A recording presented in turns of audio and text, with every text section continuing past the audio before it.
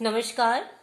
सर्वप्रथम मैं अपने अभिभावकगण से, अपने विद्यार्थियों से आग्रह करती हूँ, निवेदन करती हूँ, लॉकडाउन के दौरान धैर्य बनाकर घर बैठे अपने बच्चों का जो अध्ययन है, शिक्षा प्रणाली है, उसे सुचारू रूप रखिए।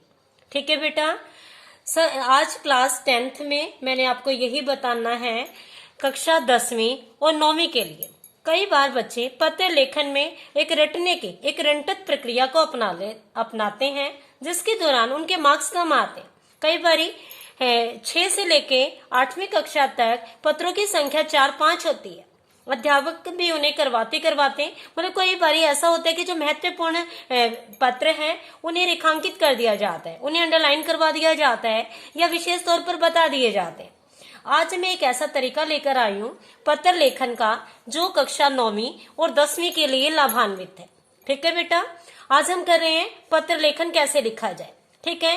हर किसी प्रणाली की एक शैली होती है। मैं आपको यहाँ बता रही हूँ, एक शैली है, देखा जाए तो एक तरीका है। ठीक है। पत्र लिखने की प्राचीन परंपरा बहुत पहले से है। सही मायने में पत्र लेखन प्रारंभ कहाँ से हुआ? बहुत प्राचीन समय से हुआ है। ठीक है, मेरे बच्चे समझ रहे हैं, प्राचीन समय से हुआ है। देखा जाए तो सबसे पहले यहाँ एक ऐसी भावना थी जिसे मौखिक कहा जाता था। अपनी विचारधारा को मौखिक प्रक्रिया के द्वारा, संवादियों के द्वारा एक स्थान से दूसरे स्थान पर भेजा जाता था। उस समय चिट्ठी पत्री का जमाना नहीं था। व्यक्ति अपनी विचारधारा को यहाँ तक कि देखा जाता है, सुना जाता है, पढ़ा जाता है पशु पक्षियों के द्वारा। जैसे श्री राम ने अश्वमेध यज्ञ करना था तो घोड़े की गर्दन में तो राजसी फरमान था, राजकीय फरमान था, वो उसकी गर्दन में लटकाकर चारों सभी दिशाओं में भेजा। उसके बाद बेटा जमाना आया कबूतरों का, यहाँ तक कि बंदरों का भी समय था कि किसी की विचारधारा को एक स्थान से दूसरे स्थान पर पशु पक्षियों के द्वारा भेजा जाता था। इस प्रक्रिया के द्वारा जैसे जैसे मानव सभ्यता का विकास हुआ, वैसे वैसे पत्र लेखन या हमारी शिक्षा प्रणाली में भी विकास हुआ। ठीक है। पत्र यानी कि हमारी जो बातें हैं वो हम अपनी बातों को लिखकर कहीं और किसी स्थान पर किसी व्यक्ति के पास भेजते हैं। आज मैं एक ऐसे ही उप विषय का चयन करते हुए अपने बच्चों को समझाना चाहती हूँ। ठीक है। पत्र लिखने की परंपरा अत्यंत प्राचीन है। बहुत पहले से ही बेटा पत्र लिखे जाते हैं। आपको बताऊं मैं, बहुत पहले प्राचीन समय में, आज का दौर अलग हो गया है। सबसे पहले एक इस तरह के ऐसे कार्ड आते थे जो पीले रंग के थे। ठीक है, पीले रंग के थे। उन्हें क्या कहा जाता था? Post card. ठीक है। एक बड़ा सा लिफाफा आया बेटा जो नीले रंग का था। ठीक है, नीले रंग का। इसे कहा जाता था अंतर्देशीय पत्र। ठीक है, अंग्रेजी में से कहते हैं इनलैंड लेटर। अपने भावाभिव्यक्ति को, अपने विचारों को इस कागज के एक रोम में बांधकर एक स्थान से दूसरे स्थान पर भेजा जाता था। ठीक है। आज हम धीरे धीरे उसी बात का अध्ययन कर रहे हैं। मैं आपको बताने जा रही हूँ कि पत्र लेखन है क्या। पत्र लिखने की परंपरा अत्यंत प्राचीन है, बहुत समय पहले से ही है, जो प्राचीन काल से चली आ रही है। आज का रूप नहीं है। प्राचीन समय से पत्र को लिखवाया जा रहा है। इसके लेखन की शैली भिन्न भिन्न होती है, तरीके बेटा अलग होते हैं। कभी कभार पत्र अलग तरीके से दिया जाता है। पत्र लिखने एक अलग बात है, लेकिन जहां हम भेज रहे हैं उसकी भी अलग बात है। कई बारी कुछ पत्र हम शिकायती के लिखते हैं, कुछ पत्र हम अपने सगे संबंधी, कई बारी हमारा मन प्रसन्न होता है तो हम अपने मित्र को पत्र लिखते हैं। ठीक है। पत्र लेखन के समय शब्दों का बहुत ही सोच समझ कर प्रयोग करना चाहिए, क्योंकि एक छोटा सा कागज का टुकड़ा आपकी मनोभावना को प्रकट करता है। ठीक है। तो जब भी आप पत्र लिखने की विषय वस्तु को तैयार करते हैं तो पहले सोचना चाहिए कि हमें क्या लिखना है। जिस प्रकार धनुष से निकला तीर वापस नहीं आता, उसी प्रकार पत्र लिखने में प्रयुक्त शब्दों का प्राप्तकर्ता पर जो असर होगा उसे मिटाया नहीं जाता है। इस लाइन का अर्थ है बेटा, ये जो पंक्ति है इसका अर्थ है कि पत्र में जो जो बातें आप लिख चुके हैं वो स्थायित्व रूप धारण कर लेती हैं। आप उसमें किसी प्रकार का अंतर या उसमें परिवर्तन नहीं कर सकते। तो सबसे पहले पत्र लिखते समय हमें एक रूपरेखा तैयार कर लेनी चाहिए कि हमें अपना पत्र कैसे लिखना है। ठीक है। फिर बेटा बेटा पत्र लिखने में शब्दावली की आवश्यकता होती है। वर्तनी दोष नहीं होना चाहिए। पत्र लिखते समय कुछ सावधानियां तथा तथ्यों को ध्यान में रखना चाहिए जो मैं यहाँ बता रही हूँ। पत्र लेखन में ध्यान देने योग्य बातें हैं। अगर बात आती है हिंदी व्याकरण की तो यहाँ मैं आपको बता देती हूँ, एक एक घटक को समझाना चाहती हूँ। पत्र लेखन जो योजक चिन्ह है बेटा, ये एक व्याकरण का विधान है। ठीक है, पत्र का लेखन। नंबर 1, पत्र लिखते समय यह बात अवश्य ध्यान में रखनी चाहिए कि पत्र की भाषा पाने वाले के मानसिक स्तर के अनुरूप हो। ठीक है, एक उदाहरण है, अगर हमें पत्र लिखना है बेटा किसी शिक्षित व्यक्ति को, ठीक है, तो हम उसमें किसी भी भाषा शैली का प्रयोग कर सकते हैं। ठीक है, सामने वाला या प्राप्तकर्ता कैसी योग्यता रखता है, कैसी उसकी समझाइश है, कैसा उसका मानसिक स्तर है, क्या हमारी भाव अभिव्यक्ति या पत्र लिखते समय जिस शब्दावली का हमने प्रयोग किया वो समझ पाएगा।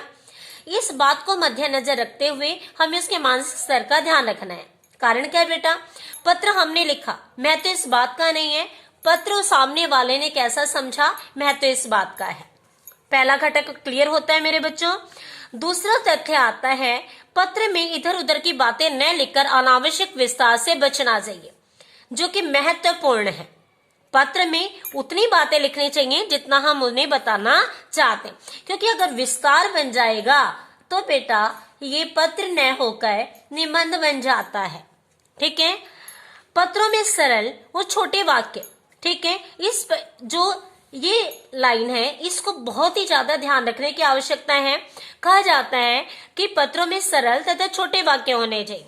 ठीक है, अनावश्यक बातों से बचना चाहिए।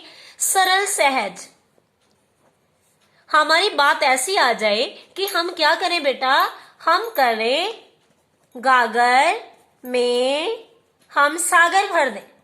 समझ आ गया बेटा, हमारी थोड़ी बात दूसरे के मन मस्तिष्क पर गहरी छाप छोड़ दे।